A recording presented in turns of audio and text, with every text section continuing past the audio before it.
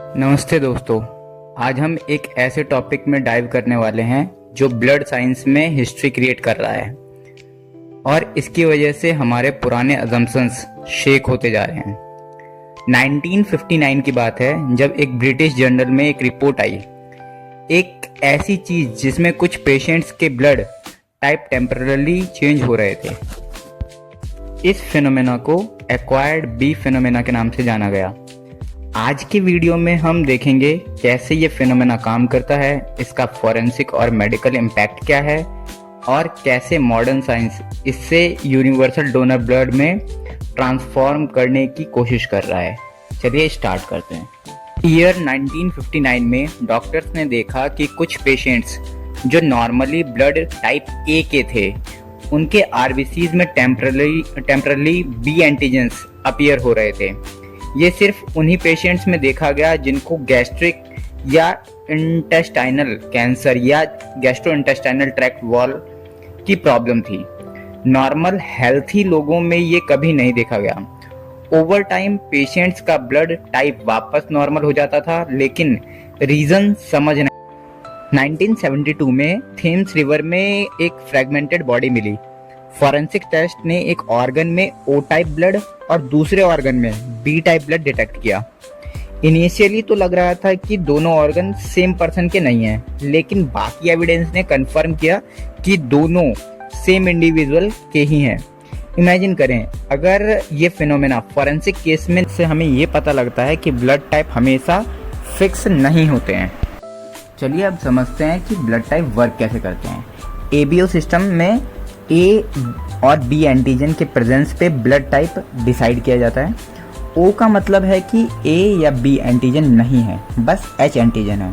For example, a person with A antigen will have antibody against B antigen और vice वर्सा।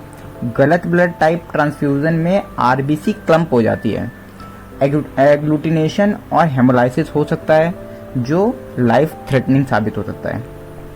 बात करें अगर RH factor की, तो RH फैक्टर में RH नेगेटिव रेसिपिएंट सिर्फ RH नेगेटिव ब्लड ले सकता है। RH positive recipient RH positive या नेगेटिव दोनों ब्लड ले सकता है। इसलिए O नेगेटिव ब्लड को यूनिवर्सल डोनर ब्लड 1982 में साइंटिस्ट ने एक आइडिया सोचा कि AB आरबीसीज को एंजाइम से O में कन्वर्ट करें। अब चैलेंज ये था कि बी एंटीजन को कट करना पॉसिबल था यूजिंग अल्फा गैलेक्टोसाइड एंजाइम, और बी एंटीजन के लिए सूटेबल एंजाइम था ही नहीं, और प्रोसेस कॉस्ट इतनी इंटेंसिव और इनएफिशिएंट थी। ये टेक्निक तब फिजिबल ही नहीं थी। 2007 में रिसर्चर ने गट और एनवायरमेंटल बैक्टीरिया में न्यू एंजाइम्स डिस्कवर किए। एक एंजाइम इमेजिन करें, अगर ये ग्लोबल ब्लड बैंक में इम्पॉर्टेंट हो, मिलियंस ऑफ लाइव्स को बचा सकते हैं हम।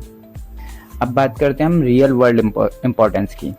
अमेरिका में हर 2 सेकंड में ब्लड चाहिए होता है और अप्रॉक्सीमेटेड सिर्फ 38% लोग ही एलिजिबल हैं ब्लड डोनेट करने के लिए, और उनमें से भी सिर्फ 10% लोग ही ब्लड डोनेट करते हैं। और ओ नेगेटिव ब्लड तो सिर्फ 7% पॉपुलेशन में ही है अमेरिका की। जो यूनिवर्सल डोनर आरबीसीज हैं, लाइक ब्लड शॉर्टेज के इश्यूज रिड्यूस करेंगे, फिर रेयर ब्लड टाइप्स की डिमांड मीट करेंगे, ट्रांसफ्यूजन रिस्क कम करेंगे। और फिर अगर हम बात करते हैं हिस्टोरिकल एग्जांपल की, तो वर्ल्ड वॉर सेकेंड में अलाइड फोर्स को यूरोप में मैसिव ब्लड सप्लाई चाहिए थी। अगर यूनिवर्सल ब्लड होता तो लॉजिस्टिक्स और इमरजेंसी रिस्पॉन्स सिंप्लीफाई हो जाता। Let's come to the conclusion and take away.